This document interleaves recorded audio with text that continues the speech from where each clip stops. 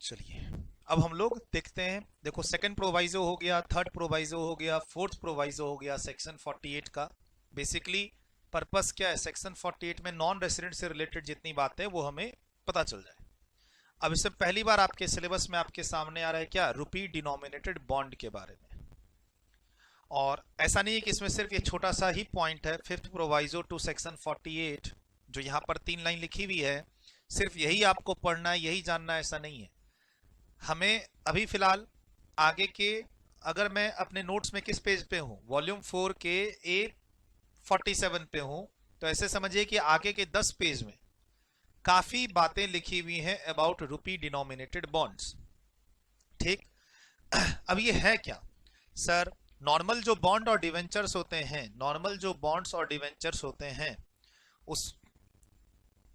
उसके अलावा अगर हम फॉरेन मार्केट की बात करें तो फॉरेन, जैसे एक कंपनी है जो बॉन्ड और डिवेंचर इशू करके क्या करती है, मनी बोरो करती है। ठीक। तो हम अगर फॉरेन मार्केट की बात करें, फॉरेन मार्केट में हम बॉन्ड्स और डिवेंचर जो इशू करते हैं तो उसमें एक पहले चलता था फॉरेन करेंसी कन्वर्टेबल बॉन्ड्स। ठीक। अच्छा, फॉरेन मार्केट से जब पैसा लाते हैं तो एडीआर जीडीआर की बात भी करते हैं हम लोग, एक्सटर्नल कॉमर्शियल बोरोइंग्स लोन की बात भी करते हैं। फिलहाल अभी हम लोग अपने आप को रेस्ट्रिक्ट करते हैं किस पे, बॉन्ड पे और रुपी डिनोमिनेटेड बॉन्ड पे। ये एक समझो कि इंस्ट्रूमेंट है, इंडिया की तरफ से ये एक इंस्ट्रूमेंट है जो रिकॉग्नाइज्ड है। इंडिया में कंपनीज को परमिशन है इस बॉन्ड को इशू करने का, इंक्लूडिंग बिजनेस ट्रस्ट को। ये बाहर से, जैसे हमें अपना मतलब मनी की रिक्वायरमेंट है, मनी की रिक्वायरमेंट है तो हम क्या कर सकते हैं, शेयर्स इशू कर सकते हैं, बॉन्ड डिवेंचर्स इशू कर सकते हैं, बैंक से लोन ले सकते हैं। सबके अपने अपने प्रॉस एंड कॉन्स हैं। तो अब मान लो हम इंडियन मार्केट में बॉन्ड और डिवेंचर इशू कर रहे हैं तो हमें एक डाइवर्सिफाइड मार्केट चाहिए बाहर से। रुपी डिनोमिनेटेड बॉन्ड किसको इशू होता है, नॉन रेसिडेंट्स को। ठीक। बाहर से फंडिंग आती है तो सर बाहर वाले इस बॉन्ड में पैसा क्यों लगाएंगे, तो उनको एक अच्छा रिटर्न मिलता है इंडिया से। बाहर की कंट्री में, अगर वो बाहर की कंट्री में, बाहर की कंपनी में वो अपनी कंट्री में पैसा लगाते हैं तो उनको उतना अच्छा रिटर्न नहीं मिलता है, इसीलिए वो इंडिया की तरफ देखते हैं एशिया में और वो इस बॉन्ड में पैसा लगाना चाहते हैं। तो बोला सर हम क्यों बाहर से पैसा लाना चाहते हैं, सस्ता में मिल जाता है। अगर हम इंडिया में बैंक से लोन लेंगे, मान लो 7-8% लगेगा, तो ये 5-6% पे ही बाहर से मिल जाता है। यानी जो कंपनियां इशू करती हैं इस बॉन्ड को, अगर वो कंपनियां लोकल बॉन्ड डिवेंचर्स और लोन लेना शुरू कर दे तो इंटरेस्ट कॉस्ट बढ़ जाता है 7-8% से। तो उसकी जगह अगर कोई मुझे बाहर 5-6% पे पैसा दे रहा है रुपी डिनोमिनेटेड बॉन्ड इशू करके, तो क्या दिक्कत है।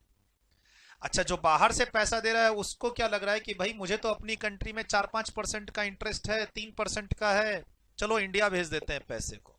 ठीक। तो अब ये रुपी डिनोमिनेटेड बॉन्ड की खास बात क्या है, तो जो इशूअर है यानी जो इंडियन कंपनी इसको इशू करती है, तो फॉरेन जो करेंसी का फ्लक्चुएशन का रिस्क है वो इंडियन कंपनी का नहीं होता है। भाई हमने आपसे रुपए लिए थे, देखो इन्वेस्टर जब पैसा वहां से लगाएगा तो डॉलर में ही इंडिया पैसा आएगा, लेकिन जो हम बॉन्ड इशू करेंगे उसमें रुपए लिखे होंगे कि देखो हमने तुमसे अभी इतने रुपए लिए हैं, बाद में हम तुम्हें इतने ही रुपए देंगे। अब वो आपकी करेंसी में कन्वर्ट होके कितना होता है वो रिस्क आपका है। फायदा ये है। तो अभी सर ये जो 3 लाइन है उसके बाद आगे जो पॉइंट्स हैं वो सभी को मिला के अभी एक बार बता देता हूं कौन सी चीज कैसे अरेंज्ड है, और उसके बाद मैं पढ़ा दूंगा। सर रुपी डिनोमिनेटेड बॉन्ड जो इंडियन कंपनीज इशू करती है फॉरेन मार्केट में, इंडियन कंपनीज फॉरेन मार्केट में इशू करती है नॉन रेसिडेंट्स इन्वेस्टर्स को, तो इसमें फॉरेन करेंसी का रिस्क नहीं होता। हमने आपसे रुपए लिए 50 लाख, मान लो ये 5 साल का बॉन्ड है, 10 साल का बॉन्ड है, तो हम 5-10 साल के बाद आपको बदले में, अभी लिया 50 लाख, बाद में भी 50 लाख देंगे। अब उसको आप कन्वर्ट कराइए अपनी करेंसी में और ले जाइए। ठीक है, हमें उससे कोई मतलब नहीं है कि $1 इक्वल टू क्या रुपये का रेट चल रहा है आज या बाद में। हमने तो आपसे रुपए लिए, हम आपको रुपए दे रहे हैं। यानी फॉरेन करेंसी का जो फ्लक्चुएशन है उसका रिस्क इंडियन कंपनी ईश्वर का नहीं होता जो लोन बोरो कर रहा है। तो ये बड़ा फायदा है एक इंडियन कंपनी को रुपी डिनोमिनेटेड बॉन्ड इशू करने का। दूसरा फायदा है कि थोड़ा सा कॉस्ट ऑफ जो ये लोन है वो कम होता है as compare to Indian market. हम इंडियन मार्केट से जो लोन बोरो करते हैं उससे कम इंटरेस्ट रेट पर ये मिल जाता है। तीसरा हो गया कि आपका जो लोन पोर्टफोलियो है वो डाइवर्सिफाई हो गया। आपने थोड़ा सा पैसा इंडिया से लिया, बैंक लोन, डिवेंचर्स और है ना रुपी बॉन्ड इशू करके, और थोड़ा सा पैसा आपने बाहर से ले लिया। अच्छा, बाहर में काफी सारे इन्वेस्टर्स मिल जाते हैं तो स्ट्रगल कम करना पड़ता है। जैसे इंडिया में मुझे डिवेंचर इशू करके 1000 करोड़ इकट्ठा करना है, थोड़ा सा स्ट्रगल करना पड़ेगा। लेकिन बाहर से जब रुपी डिनोमिनेटेड बॉन्ड हम बाहर से इन्वेस्टर्स का पैसा लेके आते हैं तो वो वॉल्यूम में ज्यादा मिल जाता है कभी कभी। अच्छा, सामने वाले को भी इंटरेस्ट है इसमें इन्वेस्ट करने का। क्यों? एक तो इंटरेस्ट रेट इंडिया से ज्यादा मिल रहा है, प्लस इंडिया में इसको एट्रैक्टिव बनाने के लिए इंडिया में जो इसके इंटरेस्ट का टीडीएस रेट है उसको कम कर दिया है। इसके इनकम का जो टैक्स रेट है उस पे उसको कम कर दिया। वही अब डिस्कस करने वाले हैं। आप किसी बॉन्ड और डिवेंचर में इन्वेस्ट करोगे तो कौन सी इनकम होगी? सर, इन्वेस्ट करके होल्ड करेंगे तो इंटरेस्ट इनकम होगी और बेचेंगे तो कैपिटल गेन होगी। तो नॉन रेसिडेंट, जब नॉन रेसिडेंट इंडिया के रुपी डिनोमिनेटेड बॉन्ड में इन्वेस्ट करता है तो फ्यूचर में इसको अब इंडियन कंपनी से क्या मिलेगा? इंटरेस्ट, और बेचने पर इसको क्या मिलेगा? Capital gain. अच्छा, बेचने को ये सेकेंडरी मार्केट में दूसरे को बेच सकता है, और या फिर वेट कर लेगा जब इसका मैच्योरिटी पीरियड और रिडम्पशन पीरियड आएगा तब कंपनी को लौटा के कंपनी से पैसा ले लेगा। ठीक, बता दूं मैं कि इंडिया की बहुत सारी कंपनियों ने ये रुपी डिनोमिनेटेड बॉन्ड इशू करके फॉरेन से पैसा भी मंगा रखा है, और बहुत सारी कंपनियों के ये रुपी डिनोमिनेटेड बॉन्ड फॉरेन के मार्केट में लिस्टेड भी हैं। थोड़ा सा इंटरनेट पे आप जाके पढ़ सकते हो तो पढ़ लेना। एक बात और, चूंकि ये इंडियन कंपनी के बॉन्ड्स फॉरेन में है इसीलिए इसका एक नाम दिया गया है मसाला बॉन्ड। सर, इंडिया थोड़ा सा मसाला, स्पाइसेस जो हम लोग मसाला यूज करते हैं खाने पीने में, तो उसको लेके आरबीआई ने या फिर इंडियन कंपनीज ने जो इसका प्रमोशन किया फॉरेन के मार्केट में, इसका नाम मसाला बॉन्ड के नाम से प्रमोट किया। अगर आप कहीं पे इंटरनेट पे, न्यूज़पेपर में, कहीं भी अगर आप पढ़ रहे हैं मसाला बॉन्ड के बारे में, तो वो न्यूज इसी रुपी डिनोमिनेटेड बॉन्ड के नाम से, इसी रुपी डिनोमिनेटेड बॉन्ड की न्यूज है वो, जो मसाला बॉन्ड के नाम से न्यूज़पेपर में आ रही है या किसी सोशल मीडिया में किसी न्यूज चैनल पे आ रही है। ये ध्यान रखना। Masala bond is nothing but a rupee denominated bond issued by Indian company in the foreign markets. अच्छा, ऐसे ही चाइना से रिलेटेड जब बॉन्ड इशू होता है तो उसका अलग नाम है। जापान से जब है ना, समुराई करके एक नाम है, अगर आप कोई भी फॉरेन कंपनी जापान में जापानीज करेंसी का बॉन्ड इशू करती है, ये bond Indian company foreign market में इंडियन करेंसी का इशू करती है, अलग है थोड़ा सा। तो अलग अलग कंट्री के लिए अलग अलग नाम सब चलते हैं इंटरनेशनल मार्केट में। थोड़ा सा आप पढ़ने की कोशिश करोगे तो ये चीजें आपको सुनने को, देखने को मिलेंगी। फिलहाल हमारा पूरा फोकस किस पे है? नॉन रेसिडेंट्स को रुपी डिनोमिनेटेड बॉन्ड की कुछ इनकम हो रही है इंडिया में, इंटरेस्ट से रिलेटेड, कैपिटल गेन से रिलेटेड। हम उस पर्टिकुलर डिस्कशन को कैरी ऑन कर रहे हैं। अब उसमें ये 3 लाइन क्या लिखी है? अब ये 3 लाइन तो है ही जो लिखी है, क्या लिखी है एक बार मैं आपके सामने पढ़ देता हूं। सर, सेक्शन 48 कैपिटल गेन का सेक्शन है, बट ये रिलेटेड टू एनआर है, इसीलिए मैं इसको वॉल्यूम 4 में कवर कर रहा हूं, वॉल्यूम 2 में नहीं है। क्या?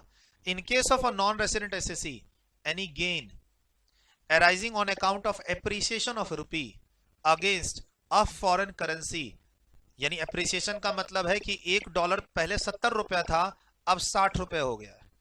appreciation in rupee का मतलब क्या है? जब ये पैसा इंडिया आया था तो $1 70 रुपए के बराबर था, अब जब ये बॉन्ड रिडीम हो रहा है तो उस समय $1 कितने के बराबर हो गया है? 60 रुपए। मतलब जब रुपी डिनोमिनेटेड बॉन्ड इशू हुआ तो $1 70 रुपए के बराबर, और जब ये रिडीम हो रहा था तो $1 60 रुपए के बराबर हो गया। तो ऐसा करने से इन्वेस्टर को ज्यादा डॉलर मिलेंगे। अभी मैं बताता हूं विथ एग्जांपल।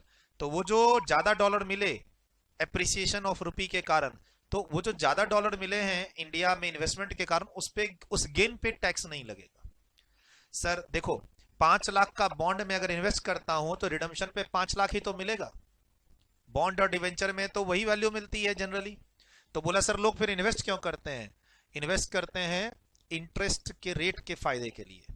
प्लस अगर रुपी डिनोमिनेटेड बॉन्ड में कोई फॉरेनर इन्वेस्ट करता है और अगर रुपी अप्रिशिएट कर गई तो कन्वर्जन अगर करने के बाद मतलब सर $1,00,000 से 70 लाख रुपए हुए और मैच्योरिटी पे 70 लाख को जब 60 से डिवाइड करेंगे तो डॉलर बढ़ जाएगा, तो वो डॉलर का गेन होगा इन्वेस्टर को, वो भी लालच से वो इन्वेस्ट करता है। ठीक, मैं बताऊंगा एक एग्जांपल के साथ अभी क्या कह रहा है ये जो गेन हुआ है आपको एप्रिसिएशन ऑफ रूपी against a foreign currency at the time of redemption of रूपी denominated bond of an Indian company held by him shall be ignored. Shall be ignored का मतलब हम टैक्स नहीं लेंगे, नो कैपिटल गेन टैक्स। अच्छा, मैं exempt, एक तरह से हम इनकम को एग्जम्प्ट कर रहे हैं लेकिन सेक्शन 10 का यूज नहीं कर रहे। एक तरह से गवर्नमेंट क्या कहना चाह रही है कि अगर कोई इन्वेस्टर ने इंडिया के रूपी डिनोमिनेटेड बॉन्ड में पैसा लगाया है, रिडम्पशन के टाइम पे करेंसी इंडियन करेंसी स्ट्रांग होने के कारण उसको ज्यादा डॉलर मिल रहा है, तो वो जो एक्स्ट्रा डॉलर मिला है उस पे उसको इंडिया में टैक्स देने की जरूरत नहीं है। ये 3 लाइन कह रहा है और इसको मैं भी एग्जांपल के साथ समझाऊंगा। फिलहाल नोट्स में और आगे चलते हैं। नोट्स में देखो पेज नंबर 47 पे रूपी डिनोमिनेटेड बॉन्ड के बारे में यहां लिखा हुआ, अभी मैंने इसको रीड किया, आपके लिए भी समझाऊंगा। थोड़ा और आगे चलते हैं तो देखिए पेज नंबर 49 पे क्या लिखा है रूपी डिनोमिनेटेड बॉन्ड के बारे में।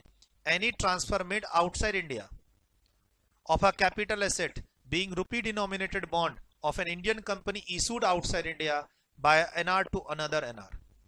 अब जिस एनआर ने इस बॉन्ड को खरीदा वो अब इसको रखना नहीं चाहता है, तो ठीक है तुम दूसरे एनआर को बेच दो, इंडिया में इस ट्रांसफर पे कैपिटल गेन टैक्स नहीं लगेगा। बॉन्ड इंडिया का है, बॉन्ड इंडिया का है तो रेसिडेंशियल स्टेटस की क्लास क्या बोलता है, इंडियन एसेट को बेचोगे तो इंडिया में कैपिटल गेन टैक्स देना होगा। लेकिन एक एनआर दूसरे एनआर को अगर यही रूपी डिनोमिनेटेड बॉन्ड इशू करे, मसाला बॉन्ड ट्रांसफर करे, सेल करे, तो इंडिया में टैक्स नहीं लगेगा।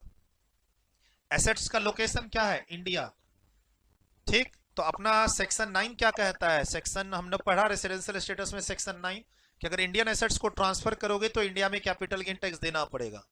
लेकिन ट्रांसफर किसके बीच में हो रहा है, एक एनआर से दूसरे एनआर, किस चीज का, रूपी डिनोमिनेटेड बॉन्ड का जो आउटसाइड इंडिया इंडियन कंपनी ने इशू किया हुआ है, एग्जम्पशन। ठीक सर, ये तो हो गई कैपिटल गेन की बात कि एक इन्वेस्टर ने अगर दूसरे नॉन रेसिडेंट को, एक इन्वेस्टर जो एनआर है इस बॉन्ड को 10 साल के लिए, 10 साल का बॉन्ड था, खरीद लिया, लेकिन मैच्योरिटी आने से पहले दूसरे को बेच दिया तो कैपिटल गेन माफ। और दूसरे ने फिर अभी पिछले पेज पे क्या पढ़े, रिडीम कराया जाके, जब इसका पीरियड ओवर हो गया तो उस समय गेन पर कोई टैक्स नहीं लगेगा। यानी दोनों तरफ विन विन सिचुएशन। यानी एक तरह से गवर्नमेंट ऑफ इंडिया क्या बोल रही है, masala bond, rupee denominated bond Indian company का जो फॉरेन मार्केट में इशूड है, अगर इन्वेस्टर्स इंडिया में के इस बॉन्ड में इन्वेस्ट करता है तो उसको कैपिटल गेन पे कोई टैक्स नहीं लगेगा, यहां भी नहीं, पिछले पेज पे भी नहीं। ठीक, अब बॉन्ड को आप रखोगे तो इंटरेस्ट की इनकम होगी, तो आगे देखिए सेक्शन है हमारे पास ये 10(4)(c), इसने कुछ पीरियड के लिए इंटरेस्ट को टैक्स फ्री कर दिया, कुछ पीरियड के लिए इंटरेस्ट को टैक्स फ्री कर दिया। अगेन यहां पे किसकी बात हो रही है, रूपी डिनोमिनेटेड बॉन्ड की, तो ये भी आगे पढ़ाऊंगा। कुछ पीरियड के लिए, कुछ पीरियड के लिए रूपी डिनोमिनेटेड बॉन्ड के इंटरेस्ट पर इंडिया में टैक्स नहीं लगेगा। जनरली कोई एनआर इंडिया में इंटरेस्ट की इनकम अर्न करता है इंडिया से, इंडिया के डिवेंचर से, इंडिया के बॉन्ड से, इंडिया में लोन देके, तो उस पर 20% का टैक्स रेट है, नॉर्मल रेट 20। गवर्नमेंट ने इंटरेस्ट की इनकम को ही एग्जम्प्ट कर दिया फॉर अ पर्टिकुलर पीरियड। बात अगेन किसकी हो रही है, रूपी डिनोमिनेटेड बॉन्ड की। ठीक, बोला सर ये तो बहुत पुराना पीरियड है एग्जम्पशन का। ठीक है, इसके बाद और आगे चलते हैं, और आगे चलते हैं तो हमारे पास आगे एक सेक्शन आ रहा है रूपी डिनोमिनेटेड बॉन्ड से रिलेटेड। मैं आपको चीज दिखा रहा हूं पेज नंबर 53 में 194 LC। क्या, अगर रूपी डिनोमिनेटेड बॉन्ड इंडियन कंपनी और बिजनेस ट्रस्ट इशू करती है, किसको, किसी भी फॉरेन कंपनी या नॉन रेसिडेंट को, तो अब इंटरेस्ट देगी। सर रूपी डिनोमिनेटेड बॉन्ड का इंटरेस्ट इनकम जो इंडिया में है उस पे टीडीएस का रेट मात्र 5% है।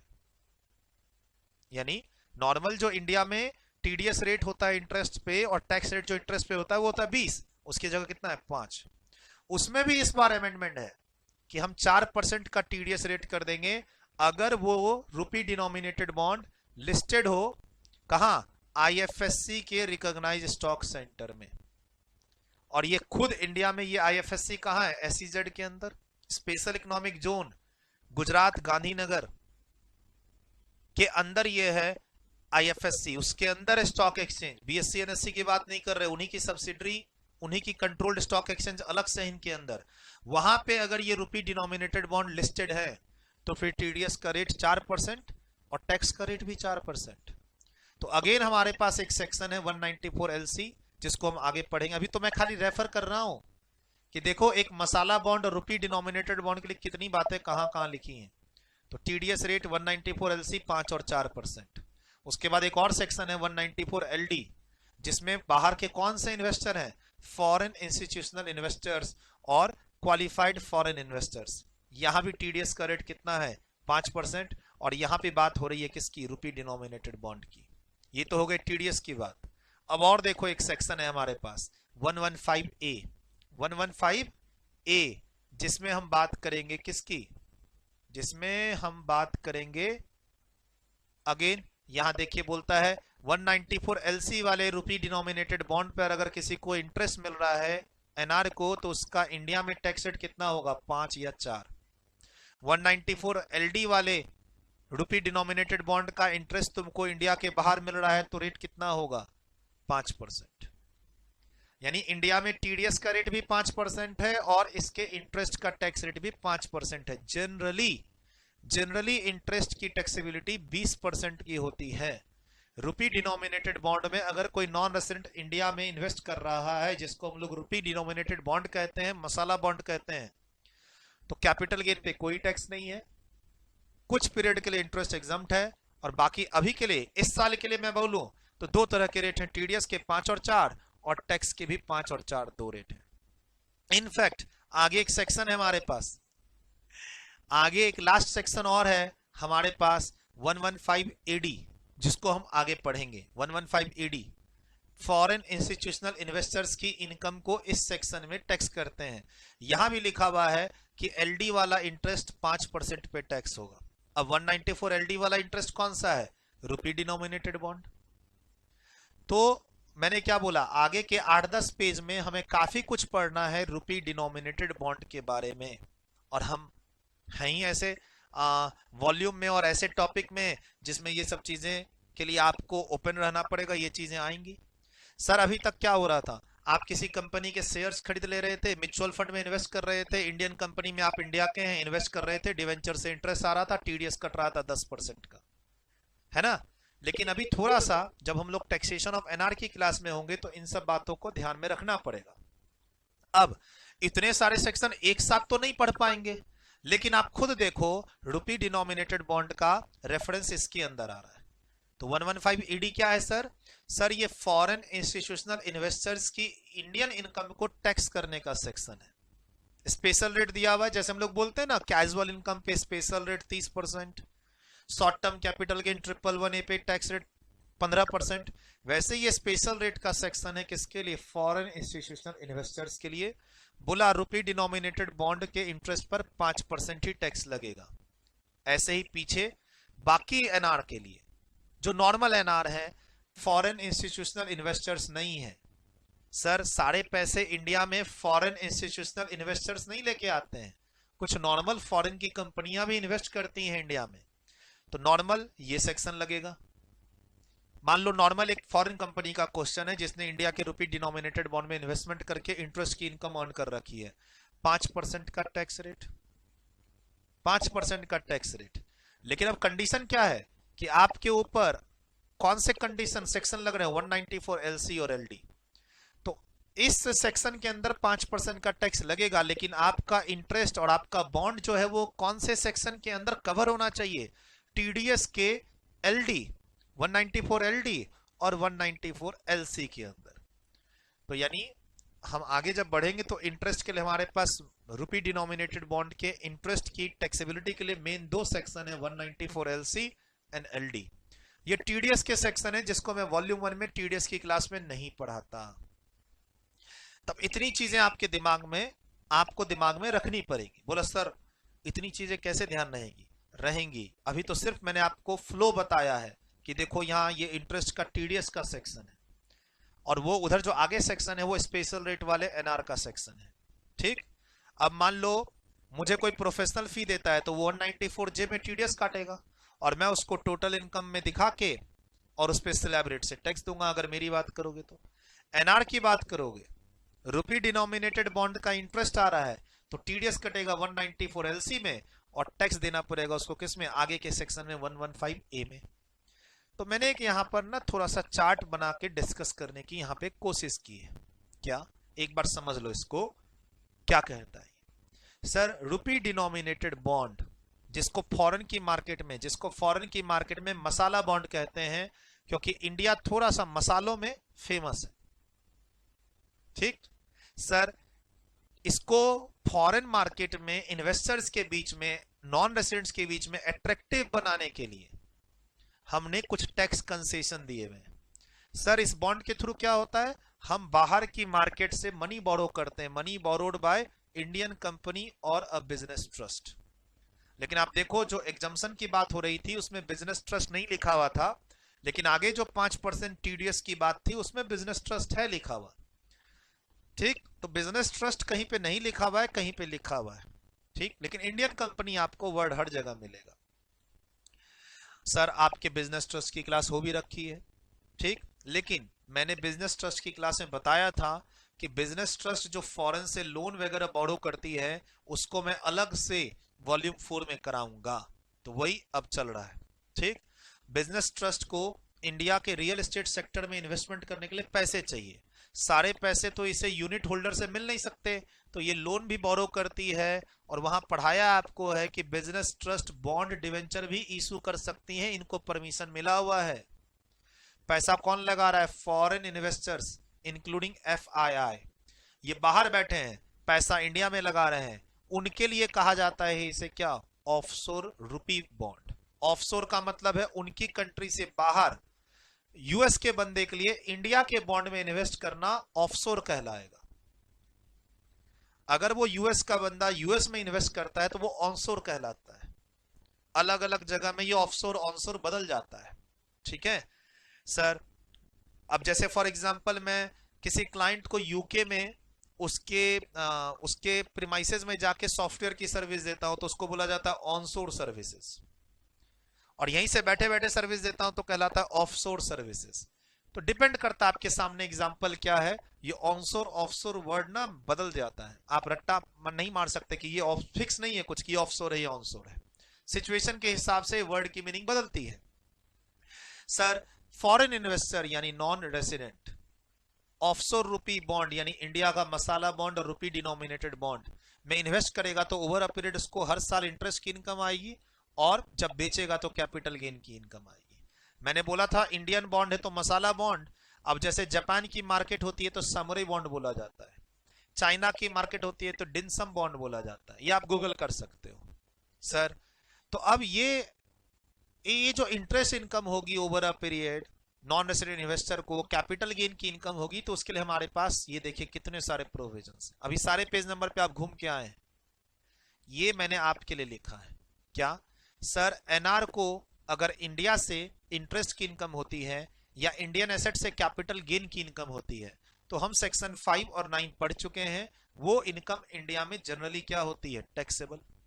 ठीक, तो अब इस एनआर को, इस इन्वेस्टर को इंडिया से कौन सी इनकम हो रही है, इंटरेस्ट की इनकम। क्या 194 एलसी और एलडी के कंडीशन सेटिस्फाई हो रहे हैं, हाँ, तो टीडीएस काटो 4 या 5, 4 इस बार की अमेंडमेंट है। ठीक, अच्छा ये टीडीएस का सेक्शन है, टैक्सेबिलिटी का भी सेक्शन फिर चेंज हो जाता है लेकिन रेट सेम है 4 और 5। ये देखिए 115A अभी आपको दिखाया, 115AD आपको दिखाया, सबके ऊपर में पेज नंबर लिखा हुआ है। कुछ पीरियड के लिए इंटरेस्ट की इनकम एग्जम्प्ट थी, वो भी मैंने लिख दिया आपके लिए। मतलब इस चार्ट से आपको थोड़ा सा रुपी डिनोमिनेटेड बॉन्ड के जो प्रोविजंस फैले हुए हैं 8-10 पेज में उसको कंट्रोल करने में इजी रहेगा। बोला सर फ्यूचर में मैं बॉन्ड बेच दूं तो, मैंने एक बॉन्ड मैं एनआर हूं, बॉन्ड में इन्वेस्ट किया था, अब मैंने दूसरे एनआर को बेच दिया, तो आपको इस पेज नंबर पे ये वाला सेक्शन बोलता है कैपिटल गेन नहीं लगेगा, ये भी मैंने भी आपको दिखाया। बोला सर मैं अब इसका रिडम्पशन ही कराऊंगा, जिस कंपनी ने रुपी डिनोमिनेटेड बॉन्ड इशू किया था, मान लो 8 साल के पीरियड के लिए, अब 8 साल के बाद मैं उसको रिडीम करवा रहा हूं, तो सर रिडीम पे अगर कोई गेन होता है, गेन का reason because of appreciation of rupee, तो उस पर कोई टैक्स नहीं लिया जाएगा, इग्नोर किया जाएगा, नॉट टैक्सेबल किया जाएगा। और यही हम लोग हैं पेज नंबर 47 पे, फिफ्थ प्रोवाइजो टू सेक्शन 48। अभी जो हम लोग फाइनली हम लोग कहां पे हैं, इस पेज पे। मैंने बोला था कि मैं इस प्रोवाइजो को एग्जाम्पल के थ्रू समझाऊंगा, ठीक। एक नॉन रेसिडेंट इंडियन बॉन्ड में इन्वेस्टमेंट कर रहा है तो वो पक्का अपनी करेंसी में इन्वेस्ट करेगा, लेकिन हम क्या बोलेंगे, हमने तुमसे रुपए लिए हैं, तुम्हारी फॉरेन करेंसी नहीं ली है, रुपए लिए हैं, रुपए ही लौटाएंगे, ठीक है। क्या समझे? इंडियन कंपनी बोलती है जी तुम भले इंडिया फॉरेन करेंसी भेजे होगे, लेकिन हमने तुमसे रुपए लिए थे, हम तुम्हें रुपए ही लौटाएंगे। यहां मुझे मेरे एक दोस्त की बात याद आ जाती है। मुझे पैसे की जरूरत थी तो मैंने उस दोस्त को फोन घुमाया, तो उसने बोला ठीक है सूरज, मैं तुम्हें पैसे दे दूंगा, लेकिन ना मैं डॉलर में दूंगा और डॉलर में ही लूंगा। तो मैंने फिर बोला रुको, अभी मेरे पास रुपी में लोन देने वाले फ्रेंड्स इंडिया में हैं। जब वहां से मुझे पैसा जरूरत थी, आज से अराउंड, ये ज्यादा पुरानी बात नहीं है, 4 से 5 साल, 2015-16 की बात है, 2015-16 की बात है। मुझे पैसे की जरूरत थी और बहुत ज्यादा जरूरत थी, तो जो मैं अपने फ्रेंड्स लोगों को फोन कर रहा था, कोई 20,000 देने को तैयार था, कोई 15,000, बट मुझे चाहिए थे उस समय 1 लाख रुपए के आसपास। तो मैंने अपने उस पुराने फ्रेंड को फोन किया। 2-3 साल पहले मैंने उसको लोन की मदद की थी, मैंने रुपी वाला लोन दिया था और रुपी वाला लोन ही उससे वापस लिया था, इंटरेस्ट फ्री। लेकिन जब मैंने उससे पैसा मांगा, गलती से वो फॉरेन में रहता है, तो उसने बोला कि भाई सूरज, मेरे पास फॉरेन करेंसी है, बट मैं तुम्हें फॉरेन करेंसी 1 लाख रुपया मांग रहा है, तो मैं उसका कन्वर्टेबल फॉरेन करेंसी तुमको दूंगा, लेकिन मुझे बाद के एक्सचेंज रेट से कोई मतलब नहीं है, मैं तुमसे उतना ही फॉरेन करेंसी लूंगा जितना अभी दे रहा हूं। तो मुझे लगा कि भाई इसमें तो फॉरेन एक्सचेंज का रिस्क है। उसका भी कहना अपनी जगह सही था, और फिर मैंने फाइनली उस डील को मना कर दिया कि let me try my Indian friends, जो रुपी में मुझे लोन देंगे, इंटरेस्ट फ्री रहेगा और मैं उन्हें रुपी में ही लौटाऊंगा, तुम रुको। और मेरे कुछ फ्रेंड सर्कल में दोस्त तैयार हो गए, मुझे उस फॉरेन करेंसी की जरूरत नहीं पड़ी। तो सर रिस्क, ये इंडियन कंपनी बोलती है भाई तुमने भले इंडिया फॉरेन करेंसी भेजा हो, हमने तुमसे रुपए लिया था, देखो इस बॉन्ड के सर्टिफिकेट में लिखा है हमने तुमसे रुपए लिए थे, अब हम तुम्हें रुपए ही देंगे। ये रिस्क, इसमें जो फॉरेन एक्सचेंज का जो गेन और लॉस होता है ना, फ्लक्चुएशन, वो रिस्क खत्म हो गया। किसके लिए? इंडियन कंपनी के लिए। और वो रिस्क किस पे आ गया? इन्वेस्टर पे। सर फिर इन्वेस्टर क्यों पैसा लगाएगा? रिटर्न अच्छा मिलता है, इंडिया में टीडीएस रेट 5% है, कैपिटल गेन पे कोई टैक्स नहीं है, इतने सारे फायदे हैं। किसको? उस इन्वेस्टर को। एक तो अच्छा इंटरेस्ट रेट मिलता है as compare to his home country, दूसरा इंडिया में टैक्स का रेट 5% है, टीडीएस का रेट भी 5% है, प्लस जब फ्यूचर में इस बॉन्ड को वो रिडीम कराएगा या बेचेगा तो कैपिटल गेन टैक्स नहीं है। तो इसी पे देखिए मैंने यहां एग्जांपल लिखा है आपके लिए। क्या कहता है कि मैंने 10 लाख रुपए इन्वेस्ट जब किए थे इस बॉन्ड में, तो मैच्योरिटी पे भी 10 लाख मिलेंगे, लेकिन जब 10 लाख रुपए इन्वेस्ट किए थे तो उस समय $1 का रेट चल रहा था से 70 रुपए। तो उसने अपनी कंट्री से कितने डॉलर भेजे? 14,285.71 डॉलर वो अपनी कंट्री से भेजा। इंडिया में चल रहा था $1 70 रुपए, वो 10 लाख में बदला और 10 लाख रुपए का उसने क्या खरीद लिया? रुपी डिनोमिनेटेड बॉन्ड। अब मैच्योरिटी आई, तो मैच्योरिटी में अब कंपनी वापस उसको कितना लौटाएगी? 10 लाख रुपए। लेकिन इंडिया में एक्सचेंज रेट में रुपी स्ट्रांग हो गई। रुपी जब स्ट्रांग होती है तो 70 से 65 पे आएगी। अब तुम जब 10 लाख को 65 से डिवाइड करोगे तो उसको डॉलर मिल रहे हैं वापस कितने? 15,384.62। अब देखिए ये गेन हो गया। फॉरेन करेंसी फ्लक्चुएशन, जब रुपया आया था बॉन्ड परचेज करने के लिए तब रेट चल रहा था 70, अब मैच्योरिटी पे रेट चल रहा है 65, तो इसके कारण अब उसको ज्यादा डॉलर मिल रहे हैं। सर इस डॉलर पे इंडिया में टैक्सेबिलिटी नहीं आएगी, no, not taxable in India. ये जो गेन है $1100 के अप्रॉक्स का जो गेन हुआ एक्सचेंज गेन, उस पर इस इन्वेस्टर को टैक्स नहीं देना है। बोला सर ये इन्वेस्टर कौन है? ये ओरिजिनल इन्वेस्टर भी हो सकता है जिसने सबसे पहली बार बॉन्ड में पैसा लगाया था, और ये सेकेंडरी मार्केट वाला इन्वेस्टर भी हो सकता है, जब एक एनआर ने दूसरे एनआर को बेचा था तो वो दूसरा वाला एनआर भी हो सकता है। मतलब जरूरी नहीं कि तुमने ही इस बॉन्ड को खरीदा हो इसी कंपनी से, मतलब जरूरी नहीं कि ये ओरिजिनली पहली बार जब बॉन्ड इशू हुआ था तब से तुमने इसको लास्ट तक रखा है, ऐसा नहीं है। मान लो मैंने कंपनी से बॉन्ड इशू करवाया, ठीक, अब मैंने वो बॉन्ड तुमको बेच दिया, अब तुम कंपनी को दिए रिडेम्पशन करवाने, तो सर जब मैं तुमको बेचूंगा तो नो कैपिटल गेन टैक्स, जब तुम कंपनी के पास रिडीम कराओगे तो ऐसे गेन पे नो कैपिटल गेन टैक्स। बोला सर अगर रिडेम्पशन पे कंपनी प्रीमियम दे तो? देगी नहीं, अगर दे तो सर प्रीमियम को टैक्सेबल कर देंगे हम। जो प्रीमियम एक्स्ट्रा, मतलब 10 लाख के बॉन्ड के बदले हम आपको मान लो 10,20,000 रुपए दे रहे हैं, तो वो 20,000 पे तो टैक्स लगेगा, 20,000 पे लगेगा, ठीक। लेकिन जो 10-10 का मान लो प्रीमियम नहीं है, इसको भूल जाते हैं, ये तो एक्स्ट्रा मैं बता रहा हूं आपको, ठीक, पूछता भी नहीं है। सर 10 लाख का रुपी डिनोमिनेटेड बॉन्ड, उस समय करेंसी रेट चल रहा था $1.70, अब चल रहा है 65। रिडम्पशन के टाइम पे, मैच्योरिटी के टाइम पे जो $1100 के आसपास का गेन है, क्या इस पर इस इन्वेस्टर को, नॉन रेसिडेंट इन्वेस्टर को टैक्स देना है इंडिया में? आंसर इज नो, इसको इग्नोर करना है। कौन कहता है sir? 5th proviso to section 48। Investor वो जो फर्स्ट टाइम होल्डर होता है वो भी हो सकता है, और नहीं तो बाद वाला जो मार्केट, सेकेंडरी मार्केट से परचेज करता है वो भी हो सकता है, ठीक। तो ये मैंने आपको ये 3 लाइन पढ़ा दी, ठीक। अब हम लोग इस पे फोकस करेंगे, हम लोग इस पे फोकस कर, लेकिन आपको मैं बता दूं कि आपने जो ये 3 लाइन पढ़ी तो आपने थोड़ा बहुत ये भी जान लिया ना, अब ये तो जान ही लिया। पेज नंबर 49 का ये मैंने पढ़ा दिया आपको, क्या? जब एक नॉन रेसिडेंट दूसरे नॉन रेसिडेंट को ये रुपी डिनोमिनेटेड बॉन्ड बेचता है तो इंडिया में कैपिटल गेन टैक्स देने की जरूरत नहीं है। ये तो पूरा पूरा मैंने पढ़ा दिया। अब आपको ये पता चल गया है कि यहां रुपी डिनोमिनेटेड बॉन्ड की बात खत्म नहीं हुई है, हमारे पास एलसी में भी कुछ बात है, एलडी में भी कुछ बात है, टीडीएस के 2 सेक्शन, उसके बाद 115 ए में भी कुछ बात है, और 115 ईडी में भी कुछ बात है, 4 सेक्शन आगे। तो हम आगे आगे जाएंगे, लेकिन अभी फिलहाल मैंने इसको आपको अप्रोच, ओवरऑल टैक्सेबिलिटी वाली बात इसमें समराइज करके बता दी है। मतलब तुम रुपी डिनोमिनेटेड बॉन्ड के बारे में इस चार्ट से रिवीजन करना चाहो, थोड़ा बहुत रिवीजन तो हो जाएगा, जितना अभी पढ़े और जितना अभी समझे। अब आगे के सेक्शन हमारे पास हैं तो उसको तो अच्छे से पढ़ना पड़ेगा। एलसी क्या कहता है, 194 एलडी क्या कहता है, 115 ए क्या कहता है, 115 ईडी क्या कहता है, ठीक। मैं तो ये नहीं कह रहा कि अभी वो चारों सेक्शन के कॉन्सेप्ट भी हो गए, आइडिया लग चुका है कि टीडीएस रेट भी इसके इंटरेस्ट पे कितना है 5, और टैक्स रेट भी कितना है इस पर 5। आगे देख लेंगे और छोटी मोटी कंडीशंस क्या हैं। तो मुझे लगता है कि मैंने रुपी डिनोमिनेटेड बॉन्ड के बारे में जितना अभी जानना चाहिए था as a introduction, sir introduction ही तो है, अभी आगे 4 सेक्शन पढ़ने हमें, तो एक तरह से इंट्रोडक्शन लेवल पहली बार आपके पूरे अभी तक के सिलेबस में वॉल्यूम 1 2 3 4 5 पहली बार आपके सामने क्या आ रहा है, रुपी डिनोमिनेटेड बॉन्ड, जिसको हम मसाला बॉन्ड भी बोलते हैं, बिकॉज इंडिया में मसाले फेमस हैं, इस पर इसका नाम रखा गया।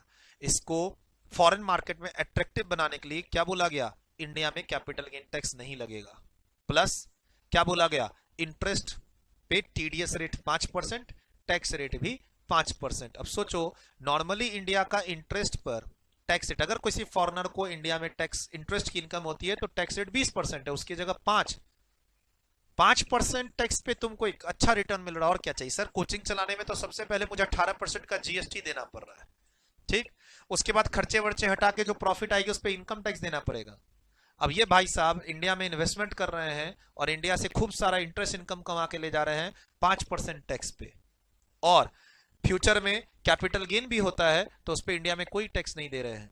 तो हम क्या चाह रहे हैं, हम इस बॉन्ड को इश्यू करके खूब सारा पैसा इंडिया में मंगवा लें, और जनरली मैक्सिमम टाइम पे ये पैसा कहां जा रहा है इंडिया में, इंफ्रास्ट्रक्चर की डेवलपमेंट। ये जो पैसा है, जो गवर्नमेंट ने नियम बना रखा है कि रुपी डिनोमिनेटेड बॉन्ड के पैसे को कहां कहां यूटिलाइज करोगे, इंडियन कंपनीज को कहां यूटिलाइज करेगी, बिजनेस ट्रस्ट को कहां यूटिलाइज करेगा, तो मैक्सिमम टाइम पे इंफ्रास्ट्रक्चर प्रोजेक्ट की फंडिंग में इस फंड को यूज किया जा रहा है।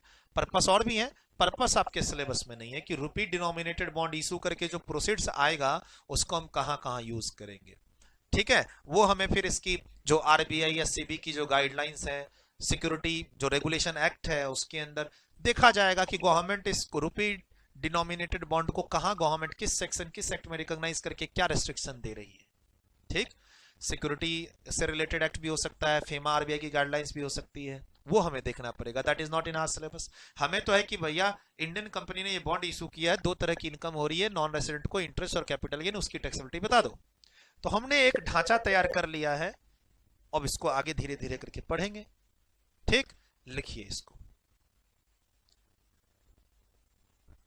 लिखिए और थोड़ा सा आपका मतलब कोर्स रिवीजन हो जाए, एग्जाम हो जाए, उसके बाद थोड़ा सा इंटरनेट पे इसके बारे में जरूर रिसर्च कीजिएगा। पोस्ट एग्जाम मैं यहां लिख देता हूं, पोस्ट एग्जाम थोड़ा सा इंटरनेट पे जाके इसके बारे में थोड़ा सा पढ़ने की, समझने की कोशिश कीजिएगा। अगर आपका थोड़ा भी इंटरेस्ट है टैक्स में या फाइनेंशियल इंटरेस्ट, फाइनेंशियल मार्केट में, सिक्योरिटी मार्केट में अगर आपका थोड़ा सा भी इंटरेस्ट है तो इसको पढ़िएगा, तो आपका टैक्स का एरिया भी स्ट्रांग हो जाएगा। मतलब ये जो अभी हम लोग मतलब एग्जाम के लिए आपको ना फिर रिवीजन नहीं करना पड़ेगा। अगर एक बार मैं ये कहना चाह रहा हूं कि अगर आप 10-15 मिनट भी इसके बारे में थोड़ा सा इंटरनेट पे पढ़ लिए, इस रुपी डिनोमिनेटेड बॉन्ड के बारे में थोड़ा बहुत भी पढ़ लिया आपने इंटरनेट पे, तो आपको ये टॉपिक बहुत इजी लगेगा एग्जाम के लिए। मतलब अगर मान लो कभी आधा घंटा आप टाइम पास कर रहे हो इंटरनेट पे और आधा घंटा आपने सिर्फ किसके बारे में पढ़ा इंटरनेट पे, रुपी डिनोमिनेटेड बॉन्ड। ठीक, क्यों इशू होता है, कहां इसका पैसा यूटिलाइज होता है, टैक्स के बेनिफिट्स क्या हैं, थोड़ा बहुत भी आपने पढ़ा तो आपको एग्जाम के लिए ये पॉइंट स्ट्रांगली तैयार हो जाएगा। और इस पूरे डिस्कशन में हो सकता है एग्जाम में आपका, देखो डायरेक्ट एक क्वेश्चन 8 मार्क्स का तो इस पे नहीं आएगा, लेकिन इसके साथ और भी बॉन्ड्स और इनकम होगी। एनआर की एक इनकम इससे हो गई, दूसरी इनकम दूसरी चीज से, तीसरी इनकम तीसरी चीज से, और फिर बोला कि अब बताओ इन सब का टैक्सेशन कैसे करें। यानी 8 मार्क्स के क्वेश्चन में 2-3 मार्क्स आपके डिस्टर्ब कर देगा। मैक्सिमम रिस्क 4 मार्क्स तक का है अगर आप रुपी डिनोमिनेटेड बॉन्ड के बारे में अगर नहीं तैयार करके जाते हो एग्जाम में। मैक्सिमम रिस्क 4 मार्क्स का है। लिखिए, इस चार्ट को लिखिए, इस चार्ट को लिखिए प्लीज।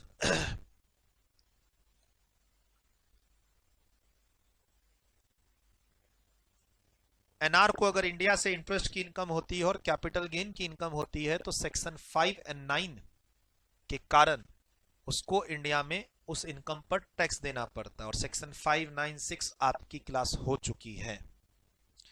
सेक्शंस पेज नंबर भी लिखे हुए सारे आपके बगल में, तो आपको आगे भी रिवीजन करने में हेल्प मिलेगी इससे।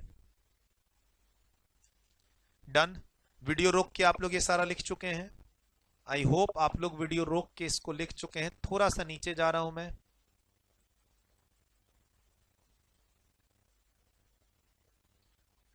प्लीज वीडियो रोक के लिखिए।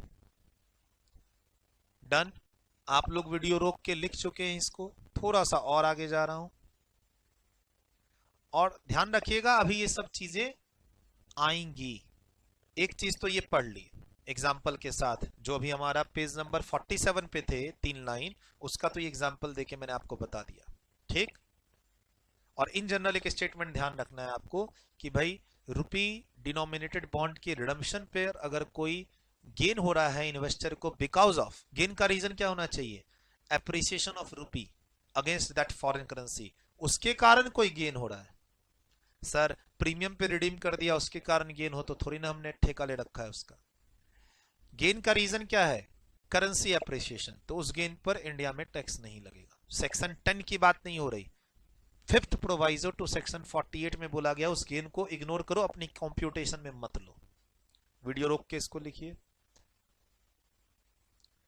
डन, अब हम लोग चलते हैं अपने अगले पॉइंट पे। आई होप आप लोग इसको लिख चुके हैं वीडियो रोक के। अब हम लोग अपने अगले इस पॉइंट पे चलते हैं, और ये पॉइंट है छोटा देखने में, लेकिन अभी इस पॉइंट पे भी हमें टाइम देना पड़ेगा। ये है छोटा सा पॉइंट, लेकिन हमारा आधा घंटा ये ले लेगा पॉइंट। ठीक, और ये अब सर सेक्शन 112 तो आप कैपिटल गेन में पढ़ चुके हैं, लेकिन सेक्शन 112 का एक हिस्सा एनआर से रिलेटेड है, जो मैं कैपिटल गेन की क्लास में नहीं पढ़ाता। अब बस उसको यहां मैं आपको एग्जाम्पल के साथ पढ़ाऊंगा अभी।